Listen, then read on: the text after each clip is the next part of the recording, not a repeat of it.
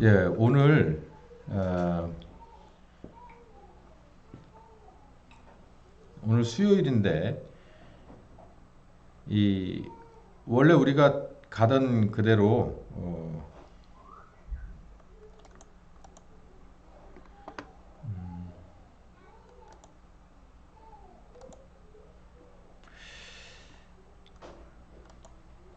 같은 맥락에서인데 오늘은 조금 도움이 되시라고 오늘 살짝 곁길로 가는데요. 이것도 사실은 에, 이렇게 받쳐주는 말씀이에요. 더 튼튼하게 해주는 말씀입니다. 그래서 오늘 이제 이 말씀을 좀 할 텐데 우리가 마음을 같이하여 이제 세 번째 시간인데요. 아버지 하나님의 마음으로 같이해서 어떤 마음이냐라고 하는 것도 배웠고, 그리고 이들이 마음을 같이한다고 했을 때 이들의 행동이 바로 곧 아버지 하나님의 마음에 동의한다는 그런 결과를 낸 거다라고 하는 것을 우리가 얘기했습니다. 예. 그런데 오늘은 살짝 비껴나서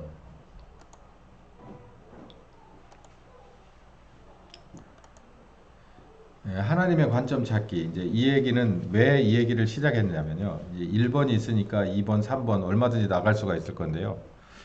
최소한 두 가지 정도는 제가 지금 꼭 자세하게 하고 싶은 게 있어요.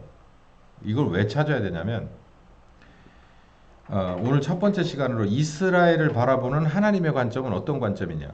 그 관점에 우리가 맞춰야 된다는 얘기예요. 관점이라는 건 그거잖아요. 이렇게 정면으로 보는 관점이 있으면 이 카메라를 뒤에서 보는 건데요. 뒤에서 이 카메라를 봤을 때는 사실 의미가 없죠. 이 카메라를 정면으로 봐야만 이 카메라는 카메라로서의 뭔가가 발휘를 해요.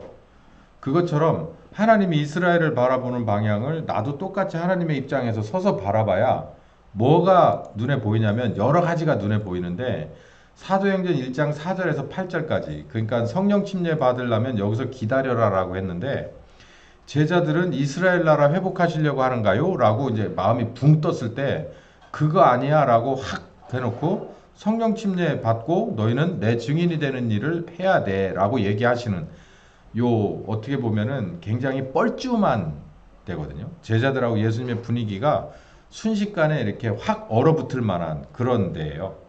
제자들은 막 굉장히 고조되고 있었어요. 왜냐하면 야 이게 이제 진짜 예수님 부활하셔서 잠시 떠나긴 하지만 그 다음번에 오셨을 때는 정말 대단한 일 벌어지겠구나라고 붕 떴는데 그 바람을 푹 빼놓는 얘기예요. 그러면서 증인된다는 건 뭘 하는 거야? 그리고 또 성령께서 오시는 침례는 도대체 뭘 말하는 거지? 라고 이렇게 원위치보다 오히려 더 이제 푹 잠길 만한 그런 얘기, 이런 분위기. 아주 냉랭하고 쎄한 분위기를 만들어버리는, 이게 이스라엘을 바라보는 제자들의 관점과 하나님의 관점이 좀 다른 거예요. 그렇기 때문에 관점의 차이로 인해서 이 분위기가 이러는 거예요. 애들 말대로 이 분위기 어쩔. 이 상황이. 그러니까 예수님이 그냥 니들은 모르니까 그냥 가만히 있고 그냥 내가 시키는 대로만 해라. 그냥 이렇게 해서 이 상황은 정리가 됐는데요. 이런 일들이 우리도 많이 있다고요. 그래서 제가 요거에 관한 설교를 한 두 번에 걸쳐서 중간중간에 얘기를 했는데 오늘은 이 말씀에 대해서 성경을 좀 쭉 찾아 대드리면서 요거를 요런 식으로 보는 거예요. 그러니까 여러분도 앞으로 이런 일이 있을 거예요. 어떤 거든지 하나님의 보는 각도에서 봐야만 풀립니다. 언제, 특히나 언제가 그러냐면 배울 때는 상관없어요. 따라갈 때는 저는 이렇게 보이는데요. 그러니까 대학생들이 세미나실에 모여서, 세미나실이라는 자체가 그거잖아요. 뭐든지 다 할 수 있어요. 그 주제에 맞으면 동쪽에서 볼 수도 있고 동서남북 어디서 보는 관점, 밑에서 봐도 되고 위에서 봐도 되고 아니면 마음으로 보는 것까지도 얼마든지 얘기할 수 있어요. 뭐 어떻게 보면 사실에 근거하지 않다, 관련 근거가 없다고 하더라도 세미나실 안에서는 얼마든지 얘기가 가능한데 밖에 나와서는 그렇게 할 수가 없어요. 현장에 나가서는 그렇게 하면은 혼란스러워서 안 됩니다. 거기 현장에 나갈 때는 매뉴얼을 딱 가지고 나가야 돼요. 그것처럼 이제 성령님의 인도하심을 받아서 예루살렘으로 나가고 유다로 나갈 사람들은 이제 정확한 매뉴얼을 봐야 돼요. 그러려면 어떤 거든지 누구의 시선으로 봐야 되냐면 하나님의 각도에서 봐야 돼요. 그러니까 내가 이렇게 사냥개들을 데리고 다니는데 사냥개들 보고 내가 원하는 방향을 찍었을 때 사냥개가 나만 쳐다보고 있으면 답이 안 나와요. 사냥개가 주인이 바라보는 쪽을 바라봐야 내가 이걸 달려나갈 건지 저 목표물이 뭔지 내가 저걸 어떻게 제압할 건지 언제 제압할 건지 내가 물고 와야 되는지 그냥 놔두고 와야 되는지 그냥 몰고만 가야 될 건지 이 판단이 서거든요. 그거는 주인과 같은 관점에서 봐야 돼요. 같은 마음으로 같은 관점에서 봐야 저게 내 적인 건지 아군인 건지 아니면 필요에 따라 적이고 필요에 따라 버리를 가든지 뭐 이런 걸 알 수가 있거든요. 이스라엘 식민지 되어 있는 이스라엘을 바라보는 시선이에요. 양자의 시선, 하나님의 시선과 제자의 시선. 여기에 예수님이 뭐라고 말할 때냐면 성령 침례가 필요해 기다려 라고 얘기하니까 제자들이 이렇게 쑥 앞서갑니다. 이스라엘을 독립시키려고 그러시나요? 이스라엘을 독립시키려고 우리 보고 성령 침례 기다리고 여기 예루살렘을 떠나지 말라고 하시는 겁니까? 라고 얘기를 해요. 그러니까 예수님이 그럴 수도 있지 이렇게 얘기하는 게 아니라 아니야 딱 얘기하잖아요. 그거 아니야 라고 얘기해요. 우리도 마찬가지예요. 그냥 그럴 수도 있겠네. 그냥 이렇게 하는 게 아니라 이제 배울 땐 네 말이 다 틀린 건 아닌데 요런 점에서 맞고 요런 점에서 틀려. 그러니까 50% 맞고 50% 틀려. 이게 배울 때는 돼요. 근데 이제 현장에 나갈 때는 50% 맞고 50% 틀린 건 틀린 거예요. 100% 맞는 답이 나와서 일치가 돼야 하나로 움직이는 거예요. 그래서 지금 제가 이 말씀을 드리는 겁니다. 예를 들어보는 거예요. 이스라엘을 바라보는 어느 시점에서 사도행전 1장의 시점에 승천하시는 시점에서 하나님의 관점과 그리고 제자들이 이스라엘을 바라보는 어떻게 되어 있는 이 말도 안 되는 이 누덕누덕이 되어 있는 이스라엘의 현실을 바라보는 시선이 전혀 다르다고. 제자들은 누덕이 된 이 피식민지의 이 자격을 보면서 이걸 회복할 거라고 생각했지만 하나님은 아니라는 거예요. 단호하게 그게 아니다. 너희는 그건 신경 쓰지 말고 너희가 사는 이 현실을 신경 쓰지 말고 너는 이거 먼저 해라 라고 하는.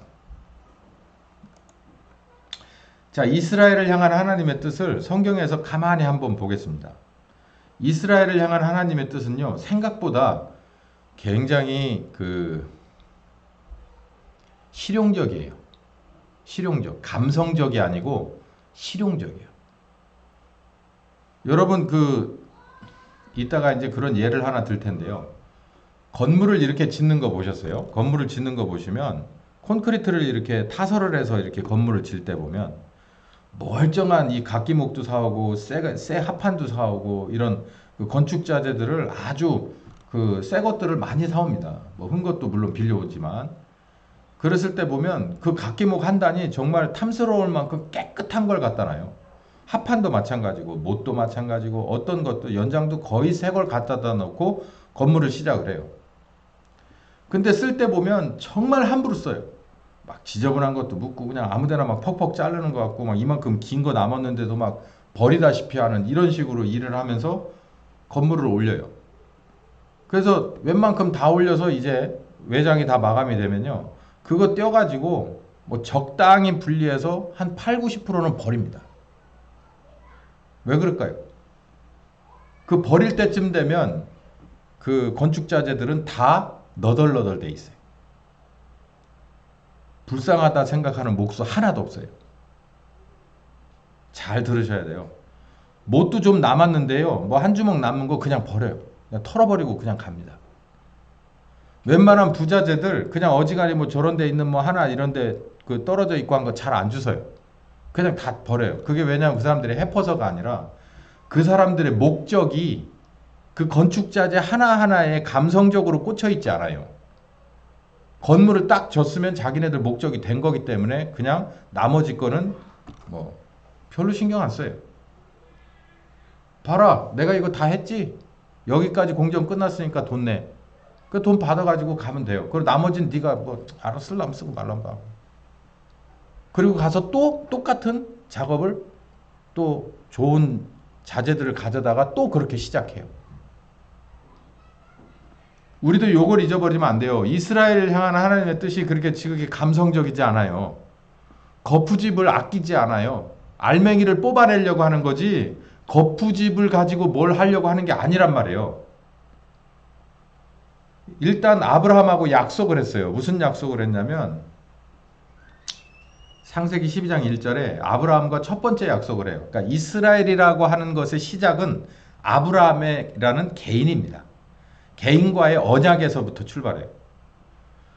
이걸 어떻게 보면 아브라함을 하나님이 서서히 만들어가는 과정이라고도 볼 수가 있고, 그러니까 이스라엘을 하나님이 아브라함이라고 하는 개인을 통해서 만들어가는 과정이라고도 볼 수 있어요.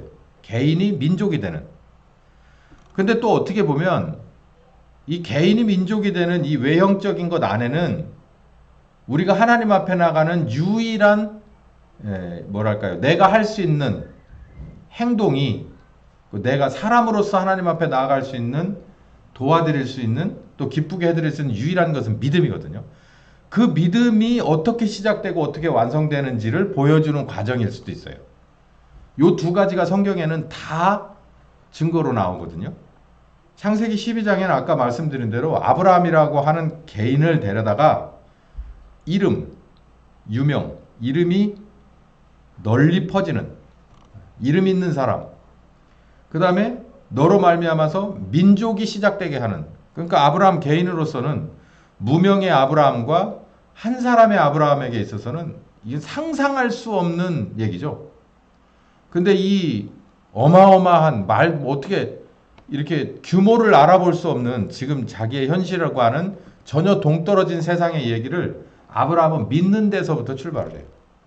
그래서 하나님이 어떠야 봐라 이거 믿네? 그러고서 의로 여기고 아브라함을 주목하기 시작해요. 그렇게 해주겠다고 얘기를 해요. 그 두 번째 또 만나는데 조금 더 이제 좀 특정하게 됩니다. 그러니까 점점 더 이렇게 큰 그림이 아니라 아주 자세한 세부 사항들을 알려줘요.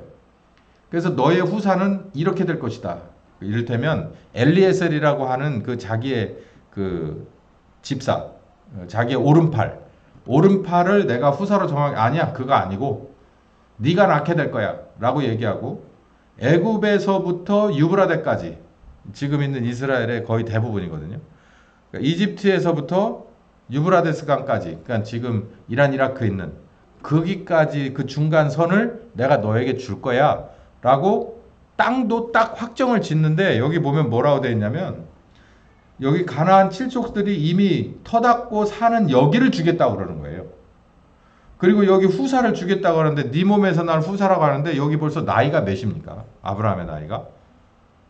아브라함의 나이가 아기 낳을 수 있는 자기 와이프도 그럴 수 없는 상황에서 네가 낳을 거다라고 얘기를 해요. 여기까지 해놓으니까 이제 하갈 들여보내갖고 젊은 여자 넣어가지고 그럼 이렇게라도 하면 될걸? 그러고서 그 일이 벌어지면 이제 그 다음에 이제 이삭을 낳게 되는 상황이 이제 가는데 이제 점점 더 자세하게 가르쳐 주시죠. 근데 여기도 아브라함이 이걸 믿어요. 그러니까 처음에는 전혀 다른 세상 얘기 같은데 믿었어요. 하나님이 그걸 또 저거 진짜 믿네. 그리고 이제 조금 더 현실에 가까운 얘기를 하는데 그것도 쉽지 않아요. 왜냐하면 아브라함은 개인이고요. 아직까지 자기가 뭔가 자녀를 낳을 이런 나이도 많이 먹었고 그리고 이 가나안 칠족속이 다 점령하고 있는 이 땅을 지금으로 보면 뭐 어디라고 그럴까요? 저 만주벌판을 준다고 그럴까? 그 만주벌판에 사람이 없으면 모르는데 꽉 차 있어 이렇게 해서 하는데 거기를 준다고 하니까 이걸 어떻게 믿어? 에이씨 나는 혼자고 그냥 우리 집 식구라고 해봐 몇백명밖에 안 되는데 어떻게 거기다가 나라를 세운단 말이야? 못 믿겠네. 이게 상식인데 믿어요. 그리고 따라 붙어요. 그래서 어디까지 가느냐면 이제 결국 우여곡절 끝에 하가레를 통해서 이스마엘을 낳고 이스마엘의 부작용이 있은 다음에 정말 이제 사라가 이삭을 낳고 이삭이 나이가 먹어가면서 부엘세바 사건이 일어나고 22장에 가서 이제는 네 하나밖에 없는 외아들을 나에게 제사로 드려라. 근데 이 장면이 22장으로 갑니다. 그래서 이제 여기에 어떤 이 최종적인 언약이 여기서 완성이 되느냐면 첫 번째가 뭐냐면 너의 씨로 크게 성하여 바다의 별과 같고 이게 그러니까는 그 규모 등치가 커질 거라는 거예요. 너 한 사람이 지금 현재 이제 그 뭐 이삭 하나 데리고서 그냥 이거 하나 죽으면 끝나버릴, 손이 끊기면 다 망해버리는 거니까 그 정도의 그 씨족이라고 해도 말도 안 돼. 씨족도 아니지. 사실 가정이죠, 가정. 대가족도 아니고. 그런데 이게 점점 커져가지고 이만큼 커질 거라는 거예요. 이만큼 커질 거라. 그 규모가 늘어날 거다. 바다의 모래같이, 하늘의 별같이 늘어날 거다. 그러니까 일단 인간적으로 봤을 때 규모가 커질 거다. 지경이 넓어진다. 여기서부터는 좀 특이한 말이에요. 네 씨가 그 대적의 문을 얻게 될 것이다. 이거는 현실적으로 봐서 이제 대적의 문을 얻는다는 건 전쟁을 해서 가나안 칠족들을 뭐 무너뜨리고 뭐 이런 얘기로도 볼 수 있지만, 여기서 이 니시가 대적의 문이라는 것은 이따가 갈라디아서를 볼 텐데, 이 갈라디아서를 보면 그게 바로 이 씨라고 하는 것은 예수 그리스도를 말한다라고 돼 있어요. 그럼 이 예수 그리스도가 싸워서 이기는 대적은 뭘까요? 사탄이겠죠. 창세기 3장 15절에 나오는 대로. 그러니까 첫 번째로는 큰 나라가 되긴 할 거야. 근데 두 번째로는 누구의 축복이냐면 아브라함의 축복은 곧 예수 그리스도의 축복이에요. 그러니까 예수 그리스도가 네 족보에서 나게 될 거다라는 얘기죠. 그 네 족보에서 나오는 하나님의 기름 부음을 받은 자는 어떤 대적의 문을 얻게 될 것이다. 이 대적의 문을 얻게 되는 예수 그리스도의 복은 만천하에게 복을 주게 될 것이다. 그로 인해서 모든 세상의 족속들이 복을 얻게 될 것이다. 구원의 복이죠. 그러니까 여기 보면 영적인 복이 두 가지, 그리고 현실적인 아브라함에게 있어서의 그 민족의 축복은 여기 첫 번째로 딱 끝나고, 이 두 가지 복은 신약의 축복을 말하는 거예요. 이게 이제 갈라디아서 3장에 아브라함이 주석을 달았어요. 아브라함의 복이라고 하는 건 결국은 예수로부터 오는 성령 침례다라고 한 발 더 나가서 구체적으로 특정을 했어요. 아까 대적의 문을 얻는 것, 바로 이게 바로 예수 그리스도로 인한 축복이라고 했잖아요. 근데 바울은 이 예수 그리스도로부터의 축복을 뭐라고 말했냐면 이게 바로 성령의 약속을 받게 하는 것이다 라고 얘기해요. 읽어봅시다. 시작. 이는 그리스도 예수 안에서 아브라함의 복이 이방인에게 미치게 하고 또 우리로 하여금 믿음으로 말미암아 성령의 약속을 받게 하려 함이니라 라고 했죠. 이스라엘은 가장 늦게 믿어요. 바울이 믿기는 했으나 바울이 전하는 복음을 받아들이지 않았어요. 그리고 나서 이제 돌고 돌아서 결국은 돌아온다는 얘기인데, 어디로 돌아오느냐면 성령의 약속이라는 데로 들어갑니다. 더 구체적으로 지목을 했죠. 그 봐요. 아브라함이 받은 이 축복이라고 하는 건 결국 대적의 문을 얻는 그 씨는 예수 그리스도를 말하는데, 여기 한번 읽어봐요. 시작. 이 약속들은 아브라함과 그 자손에게 말씀하신 것인데 여럿을 가리켜 그 자손이라 한 것이 아니고 오직 하나를 가리켜 네 자손이라고 한 건데 곧 그리스도를 말하는 것이다 라고 바울이 주석을 붙여요. 그러니까 요 말이 딱 맞는 거예요. 아브라함이 받은 복이라는 건 예수로부터 말미암은 성령 침례를 말합니다. 이게 바울이 말하는 거예요. 요건 외우세요. 외워. 갈라디아서 3장에, 그러니까 아브라함의 창세기 22장의 축복은 갈라디아서 3장에 해석돼 있다. 바울이 주석을 붙였다라고 보시고 찾아보시면 딱 나오는 거예요. 그러니까 여기 보면 창세기 22장에 아브라함이 받은 축복을 바울은 뭐라고 말하냐면 예수로부터 말미암는, 여기서 더 중요한 게 뭘까요? 예수님은 다리 역할을 하는 건데 뭐를 주기 위한? 우리에게 임마누엘, 성령 침례를 주기 위한 거다라는 거예요. 그래서 제가 귀에 못이 박히게 말씀드렸잖아요. 예수님은 몸을 입으신 하나님의 아들로서 이 세상에 십자가를 지시고 부활하셔서 우리에게 뭘 보내주시는? 성령을 보내주시는, 원죄를 사하시고 우리에게 성령을 보내주시는 바톤 터치를 하신 공이 있다는 거예요. 그 성령 침례가 이렇게 중요하고, 이 성령 침례에 대한 중요성은 침례 요한도 미리 말했죠. 나는 물로 침례를 주지만 저분은 성령으로 침례를 줄 수 있는 분이다. 주시는 분이다. 라는 거죠. 자, 그럼 이스라엘을 향한 하나님의 뜻이라는 것은 이제 이렇게 정리를 해볼 수 있는데, 첫 번째로는요, 우리가 뭐 짓고 싶어서 진 게 아니라 아담과 하와로부터 범죄가 유전되어 온 우리들의 그 피 속과 유전자 속에 처박혀 있는 원죄를 용서하기 위한 예수님의 십자가 대속의 은혜고요. 그리고 이걸 믿어서 거듭나는 것. 이게 바로 이스라엘을 향한 하나님의 뜻이에요. 우리는 뭐라고 제자들은 뭐라고 생각한다고 그랬죠? 이스라엘 향한 하나님의 뜻이? 이스라엘의 회복. 이스라엘의 회복. 회복이라는 건 뭐예요? 나라가 독립해서 원상복귀 되는 거죠. 피식민 지배에서 벗어나서 독립신분으로서 하나님을 찬양하고 율법이 세워지고 성전에 온전하게 운영되는 그걸 말하는 거예요. 제가 비관적으로 말씀드렸지만 이스라엘이 만약에 예수님이 와서 이스라엘을 회복시켰어도 불과 100년이 되지 않아서 다시 식민지로 갔을 거예요. 하나님에게 얻어 터지고. 왜요? 집어로 개주지 않잖아요. 이스라엘의 시작은 사무엘로부터 시작해요. 이스라엘 나라는. 사무엘로부터 시작해서 아주 출발이 좋았어요. 그리고 다윗, 첫 번째 사울이 잘못을 저지르자 다윗을 세워요. 누굴 통해서? 사무엘을 통해서. 그리고 다윗이 정말 예수님의 그림자라고 할 수 있을 만큼 거의 완벽한 왕이었어요. 한 가지, 두 가지 정도. 나머지는 거의 완벽한 왕으로서 이스라엘의 대왕이죠. 그래서 북아프리카까지도 다 조공을 바치러 오는 만큼 하나님 앞에나 사람들 앞에 이스라엘이 그만큼 지경이 넓어졌던 때가 없어요. 그러니까 다윗의 때가 다시 돌아오게 될 것이라는 건 이스라엘의 족속에게 지금도 그들의 희망사항이죠. 다윗의 때가. 그랬는데 그 뒤로 어떻게 됐어요? 다윗 지나고 난 다음에 솔로몬이 어마어마하게 그 꿀을 빨다가 그 자식 때 남유다와 북이스라엘로 갈라지고 거기서부터 뭔가 제대로 되는 꼴을 못 봐요. 계속해서 더 나빠지고 더 나빠지고 더 나빠지고 그러다 뭐 공의의 하나님이 도저히 어쩔 수 없어서 거기에 맞춰서 징벌을 하시고 그렇게 하시다 보니까 결국은 이렇게 포로 잡히고 저 나라에 잡혀서 결국 어디까지? 예수님 오실 때까지 간 거예요.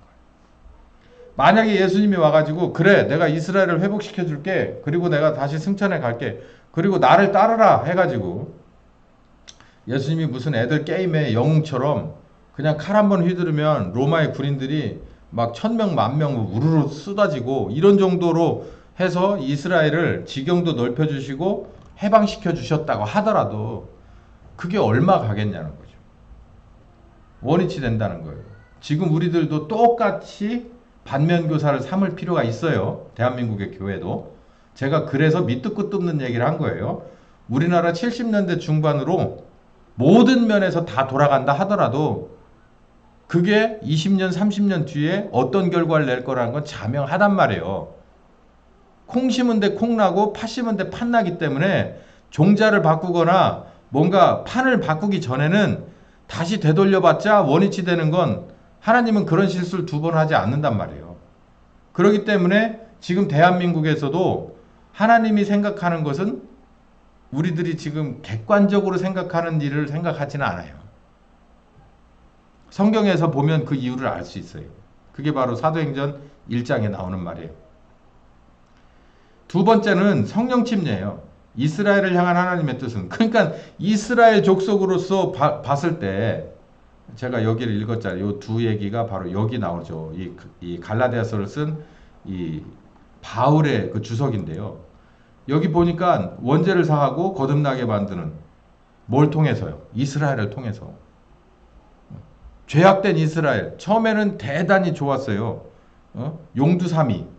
근데 뒤로 가다가 그냥 말도 안 되는 대로 해서 뭐 식민지로 잡히고 뭐 이리 갔다 저리 갔다 무슨 골프공처럼 여기서 치면 절로 가고 절로 치면 또 절로 날아가고 하는 그런 너덜너덜한 이스라엘의 그 상황 속에서 베들레헴에 누가 오십니까? 예수님이 오잖아요. 하나님은 우리하고 생각이 틀려요. 예수님을 보내려면 최소한 다윗 왕 때쯤 되는 때 보내면 어떨까 하는 생각도 저는 하거든요. 그 정도로 주변 정리 좀 하고 적당히 깨끗하게 닦아놓은 다음에 거기에 보낼 수도 있잖아요. 근데 제가 봤을 때 이스라엘의 최악의 상황에 예수님이 오시는 거예요. 하나님의 생각은 우리하고 좀 다르더라고요. 근데 더 중요한 것은 이스라엘을 통해서 이스라엘은 당시에 성령님을 인정하지 않았어요. 지금도 마찬가지. 인정하지 않는다고 그랬어요. 바울이 여기 그러잖아요. 인정하지 않는다고. 근데 이방인들에게 미치고 그리고 결국은 어디까지? 자기네들까지 성령의 약속 오게 돼 있는 거를 얘기하고 있죠. 그것처럼 이스라엘이라고 하는 사람들을 통해서 그 나라를 통해서 하나님이 원하신 건 원죄사하고 거듭나는 것을 넘어서 성령 침례를 원하셨어요. 그래서 성령께서 오셔서 가장 먼저 전파된 데가 예루살렘입니다.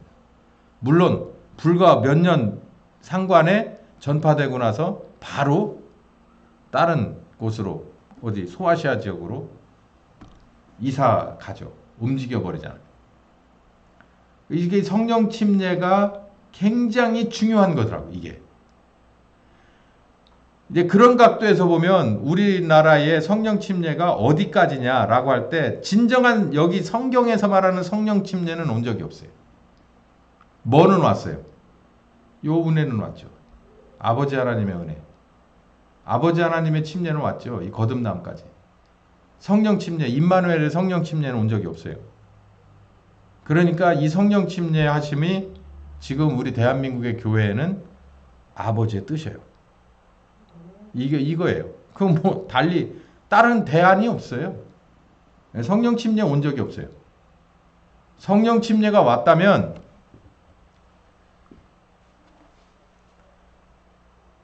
성령 침례가 오셨는데도 지금 우리가 이렇다 그러면 종말로 가야죠. 추수가 끝난 거니까.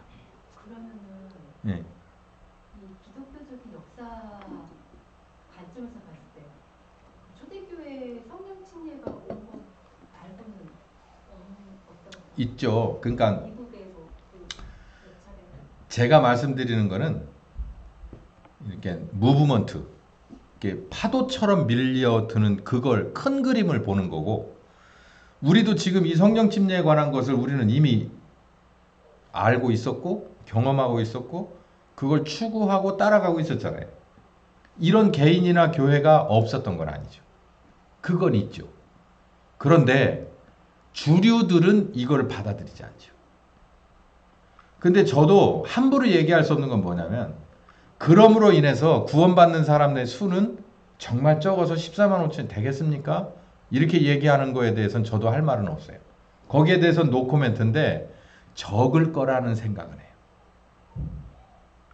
생각보다 적을 거라는 생각은 해요. 그러니까 예수님 오시고 나서 2000년이라는 시간이 흘렀는데 그렇죠. 그러니까 아버지 이름의 침례, 아들과 성령의 이름의 침례를 다 통과해서 아버지의 뜻대로 쓰임을 받다가 땅끝에 이른 사람들이어야 돼요. 이렇게 따져놓고 보면은 별로 없죠.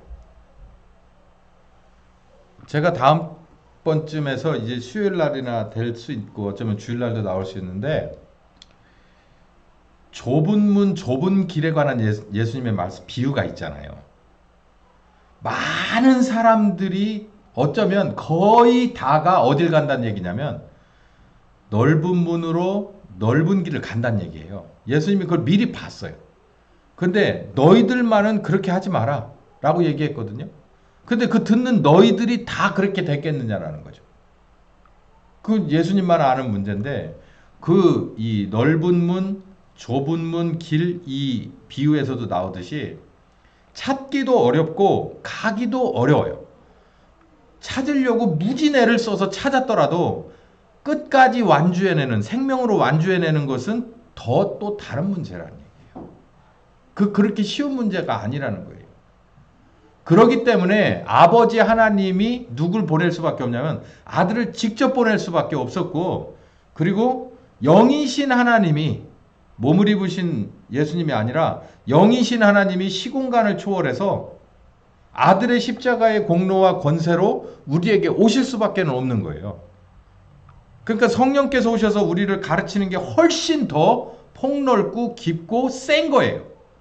근데 문제는 그 가르침을 먼저 안 받아. 가르침을 잘 받아도 주를 위한 십자가를 지냐 못 지냐 여기도 있는데, 두 번째 그 고비도 있는데, 두 번째 고비를 넘어서면 이제 끝까지 가는 일만 남아. 그 가는 것도 여러분 사도행전 보면 쉬운 일이 아니잖아요.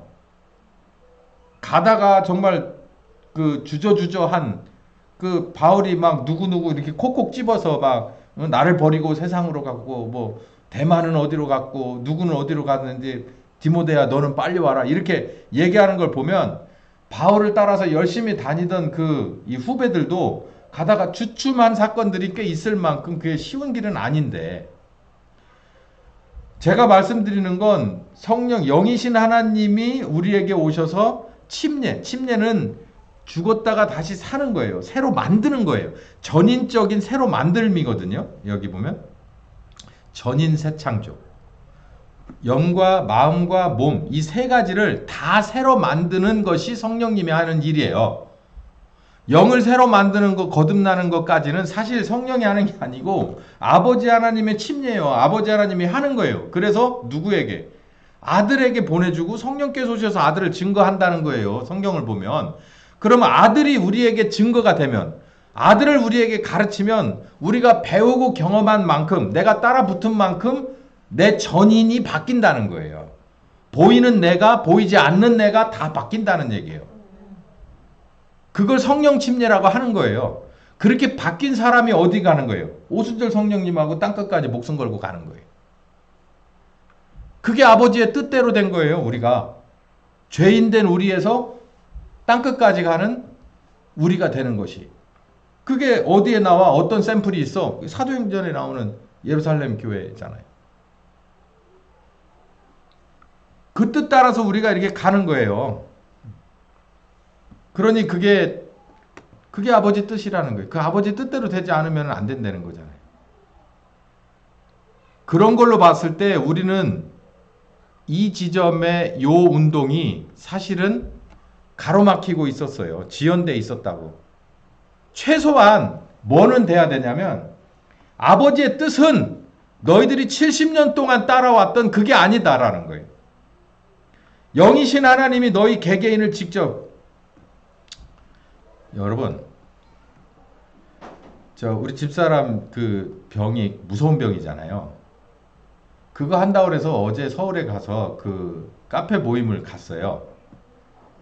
근데 수십 명이서 누구만 바라보냐면 의사만 바라볼지라 닥터만 바라볼지라 하고 있더라고. 그게 맞아요? 또 이상한 주제로 가니까 잘 모르시나? 그러면 환자가 의사만 바라봐야지. 그럼 여러분은 죄인이 왜 주를 바라보지 않습니까? 왜 주만 바라보지 않아요? 제가 그 말씀을 드리려고 하는 거예요. 주만 바라보라고 하니까 거기는 이의제기가 많아요. 그러면 우리의 자유의지는 뭐 이런 따위 얘기 계속 걸고 넘어지는데 내가 죽을 병이 걸렸는데 닥터 앞에 가서는 내 자유의지 이런 얘기 안 해요. 사실은 인간 닥터 앞에 가가지고선 내가 내 생명이니까 당신은 내게 레코멘을 하는 거고 결정은 내가 하는 거야 라고 하는 것이 그게 기본이거든요. 근데 우리는요, 특히 우리나라 환자들은 가면은 완전히 오베이예요. 완전 복종이라고. 그냥 지렁이처럼 낮게 겨버려. 의사들도 그걸 알기 때문에 사람을 인격으로 보지 않아요. 환자를 인격으로 보는 의사를 나 별로 못 봤어요. 하려면 하고 말라면 말고. 근데 죄인이 무슨 인격이 있고 뭐가 있어요. 신약 성경을 보세요. 야, 목숨보다 중요한 게 어디냐? 그거보다 더 중요한 건 영벌이냐 영생이냐인데 너희들은 이미 영벌이 결정돼 있어. 여기 제가 인용했잖아요. 요한복음 3장 16절. 죄인 구원하겠다고 하는 분 앞에 가서 왜 우리는 우리 인격을 말하고 우리 선택권을 말하고 인간의 존엄성을 말하고 그래. 죄인의 존엄성을. 인간이 아니지. 죄인의 존엄성을. 그 자체가 하나님 앞에 불신이에요. 불신. 이런 것을 또 사람들은 좋아해요.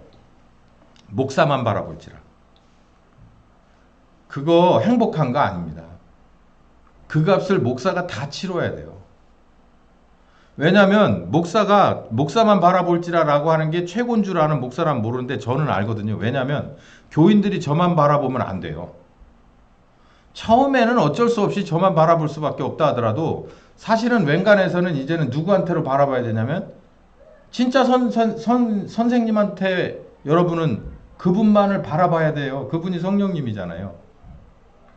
전 그걸 알기 때문에 여러분은 누구만을 바라봐야 되냐면 성령님만을 바라봐야 돼요. 거기에 이의가 없어요. 왜냐하면 성령님은 저보다도 더 잘 가르치고 더 자세하게 더 힘있게 가르치고 더 효과가 좋은 걸 저는 알기 때문이죠.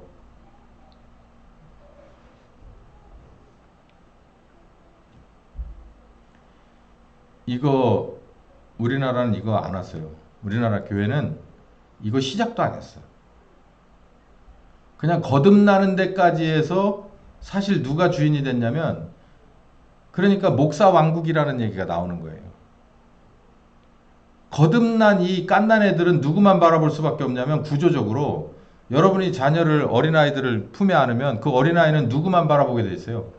엄마만 보게 돼 있어요. 엄마만. 근데 사실은 거듭나게 한 게 죄가 아니잖아요.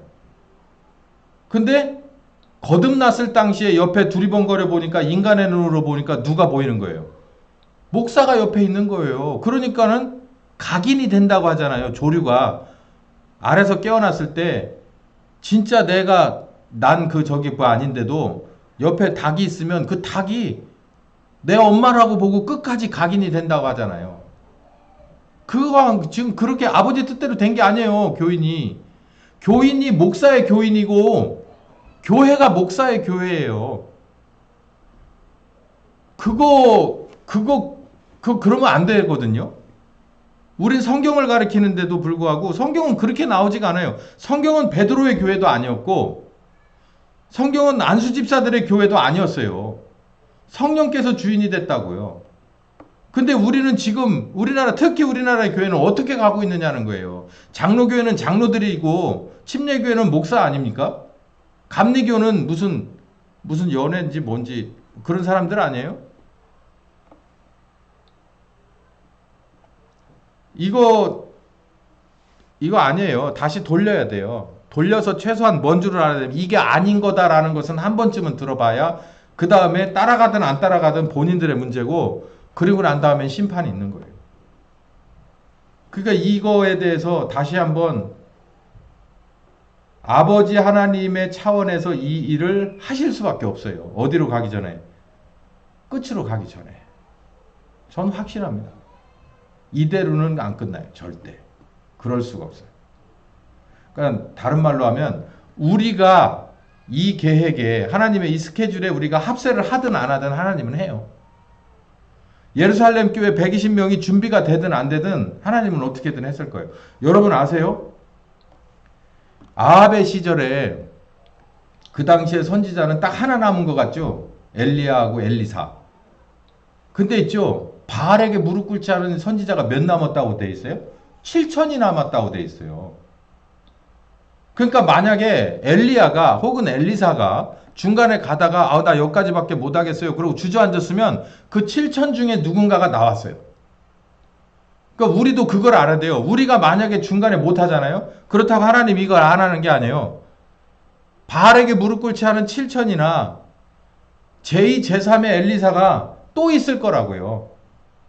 그러니까 하고야 만다니까 그거. 근데 못한 우리가 문제가 되는 거지 이제. 문제는 뭐냐면 아는데 이렇게까지 다 알고 있는데 니네가 못했어? 그러면 그 값을 또 우리가 치러야 돼요. 아버지 뜻대로 안 된 거잖아요. 되다 마른 거잖아. 그 점에서 문제라는 거예요. 좀 곁길로 갔는데 제가 여기를 좀 서둘러서 요거 한 장 남았으니까 설명을 좀 할게요. 이스라엘을 바라보는 하나님의 관점과 제자들의 관점이 다르다고 얘기했죠.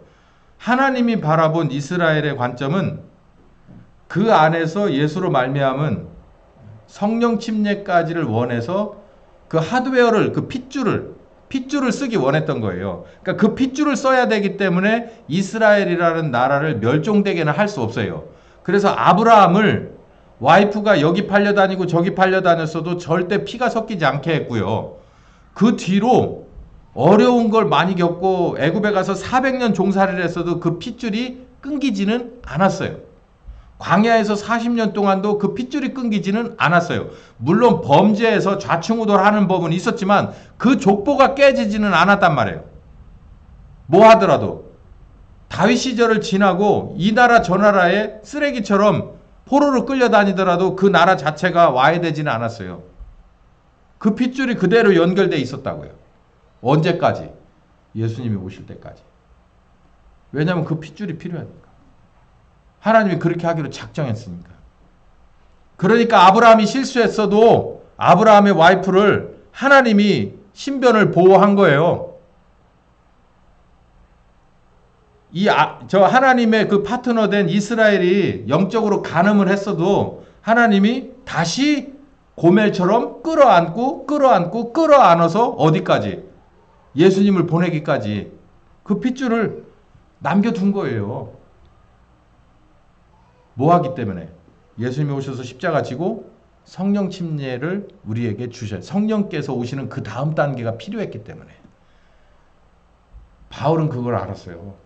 이게 하나님은 진짜 우리를 선택하신 이유는 아브라함에 관한 믿음이 하나님의 보실 때 좋기도 했지만 바로 요것 때문이다. 그래서 예수님으로 말미암은 성령 침례다. 아브라함의 복 이퀄 바로 예수 그리스도의 거듭남의 축복과 성령 침례다. 그렇게 딱 정의하고 있잖아요.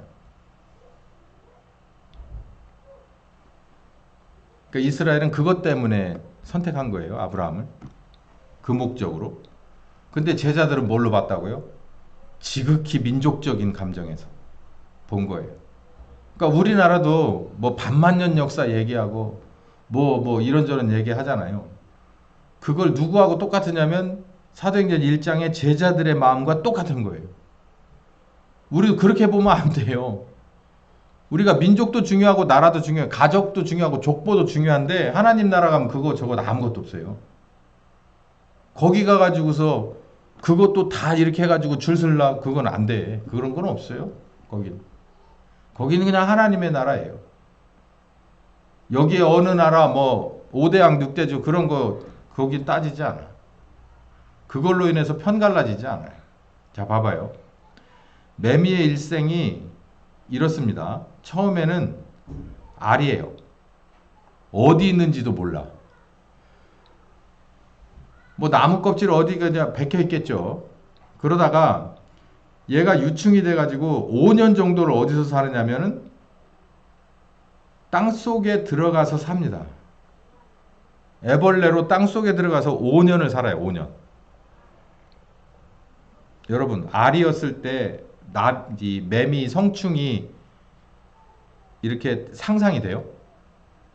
그리고 유충으로 5년 동안 땅 속에 그 알랐던 곳에서 유충이 돼서 땅 밑에 가서 5년 동안을 처박혀 있을 때 이 매미 성충이 그 맴맴맴맴하는 그 매미 성충이 상상이 돼요. 자그마치 5달도 아니고 5년 동안을 최소 5년 동안을 그 땅 속에서 있어요. 죽은 것 같잖아. 그리고 미물이잖아, 진짜. 하늘을 어떻게 날아다녀요? 평생 그럴 수 있을까 상상이 안 되잖아요. 그러다가 이게 때가 되면요, 이게 이제 고치를 만듭니다. 고치. 뭐 저는 이걸 고치라고 말하고 싶은데 이렇게 여기 보면 뭐 우화라고 말하는데 쉽게 말하면 고치예요. 이 껍질이 이렇게 딱딱해져 가지고 나무 어떤 이런 데 이렇게 딱 붙습니다. 그래가지고 그 안에서 이게 이제 뭐가 될 준비를 하느냐면 성충으로서 밖으로 나갈 준비를 해요. 병아리가 알을 깨고 나오듯이. 그래서 시간이 지나면 이제 2시간에서 한 6시간 정도 걸린다고 하는데 여기 이렇게 등딱지가 깨져서 거기서 이렇게 나와요. 우리는 주로 빈 껍질만 보죠. 나오는 걸 거의 못 봐. 밤에 나오니까. 그래서 아침에 이렇게 아침까지 기다렸다가 아침바람에 이게 날개가 마르고 몸이 마르면 그 다음부터는 울기부터 시작하고 창공을 날아가죠. 그러면서 며칠을 사느냐면은 여기 보니까 길게 살아 한 달. 저는 한 달 사는 매미를 본 적은 없어요. 기껏 살아야 한 일주일, 며칠 살기도 해요. 그리고 알 낳고 죽어요. 여러분 매미 매미가 울면 여러분은 뭘 느끼세요? 여름에 한복판을 느끼십니까? 아 시끄러워. 잠 못 자고. 이런 것도 느끼죠. 그리고 매미가 울면 야 이게 진짜 맴 참매미. 그 뭘 느끼세요? 매미가 울면? 매미가 울고 잠자리가 나르면요 이제 가을이에요. 매미가 정말 죽도록 울잖아요. 그럼 가을이란 말이에요. 가을. 그러니까 눈치 빠른 사람은 매미가 정말 극도로 발악을 하면서 울죠. 그리고 막 그 잠자리들이 어마어마하게 막 날아다니면서 산책을 이렇게 다닐 때 막 난리법석을 치잖아요. 그러면 가을이 코앞이라는 걸 알아요. 귀뚜라미가 가을의 전령사가 아니에요. 가을에 귀뚜라미가 울 때는 이미 가을로 들어간 거고요. 가을이 곧 온다라는 것은 여름의 끝자락에 여름의 한복판에 누가 알려주느냐면 매미가 알려주고 그리고 잠자리가 알려줘요. 초대교회 사람들이 그랬어요. 초대교회 사람들이 처음에는 알 같아요. 예수님 따라다닐 때. 그리고 뭐 이렇게 저렇게 해서 이리 치고 저리 치면서 유충해 그리고 우하의 그런 상황에서 나중에 이제 예루살렘 교회 사람들이 예루살렘을 떠나지 않고 기도에 들어가는 게 바로 이 꼬치로 들어가는 거예요. 그러다가 성령께서 오셔서 이들이 무엇을 외치고 다니냐면 예수 그리스도의 부활하심과 성령께서 오신 것을 외치고 다녀요. 며칠 살지 못했어요. 대부분. 그들의 시작은 알이었어요. 근데 이들은 성충으로서 복음 전도자로서 짧은 시간을 살면서 다시 무엇을 뿌려주고 갔느냐면 미랄처럼 다시 생명을 심어주고 갔어요. 여기에 이스라엘이 있어요.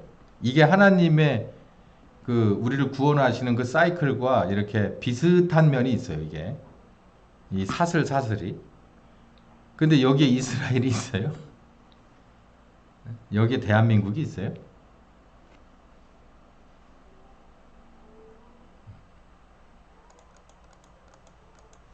저는 오늘 하나님과 나의 관점의 차이를 말씀드릴 거예요. 특히 대한민국의 신자들은 대한민국은 하나님의 축복으로 하나님의 작업으로 태어난 나라입니다라고 많이 말을 해요. 동의해요. 그런데 그렇기 때문에 이것이 영원하리라 생각하면 안 됩니다. 그게 하나님의 뜻이라고 보면 안 돼요. 하나님의 뜻은 이스라엘을 선택을 했어도 그 어마어마한 아브라함의 어마어마한 믿음을 가지고 시작을 했어도 중간중간에 위기가 있긴 했고 또 나라가 망하기도 하고 그냥 근근히 명목상 이름만 있기도 하고 이러면서 결국은 무엇을 이어갔느냐면 예수 그리스도의 십자가에 죽으시고 다시 부활하심과 성령 오심이 그 사이클에서 이루어졌어요. 성령 침례가 이루어졌어요. 우리도 마찬가지예요. 우리도 이 대한민국의 교회를 가만히 하나님의 각도에서 이렇게 꿰뚫어 볼 때 다시 말씀드리지만 성령 침례에 관한 말씀은 전해지지도 않았고 전해졌다고 하더라도 좁은 문이고 좁은 길이기 때문에 많은 사람들이 여기에 대해서는 관심을 갖지 않았거나 모르거나 그래도 한 번쯤 다시 하나님의 입장에서는 이 길을 가르쳐 줘야 되고 증거해 줘야 된다는 거예요. 그 다음에는 우리들의 일이 아니에요. 우리는 가을이 올 거라고 울부짖는 자들이에요. 가을이 올 거라고 울부짖는 거예요. 추수의 때가 올 거라고 울부짖는 거예요. 그리고 우리들은 땅끝을 맞는 거예요. 네, 어떤 거든지 뭐 이 문제뿐만 아니라 많은 것들에 관해서 하나님의 관점과 우리의 관점을 이렇게 잘 영점 조준을 잘 하시는 여러분들이 되셔야 됩니다. 그래야 성령님 따라서 끝까지 갈 수가 있어요. 네, 기도하겠습니다. 귀하신 주님 감사합니다. 사도행전 1장에 이 귀한 장면을 다시 한번 깊게 보고 이스라엘을 처음 선택하시며 아브라함을 선택하셔서 시작했던 이스라엘이 어떤 과정을 통해서 아버지의 뜻대로 어디까지 갔는지, 그리고 그 엎치락뒤치락하고 어수선한 틈에 아버지 하나님은 어떻게 일하셔서 어디까지 아버지의 뜻대로 이루어내셨는지를, 그리고 그 귀한 역사를 통해서 우리들의 2024년 대한민국의 교회를 바라봅니다. 주님 많은 것 알려주시니 감사하고, 이런 귀한 말씀들이 우리에게 꼭 필요한 그런 올바른 관점들을 세워가는데 큰 도움 있게 하여 주시옵소서. 예수님의 이름으로 기도했습니다. 아멘.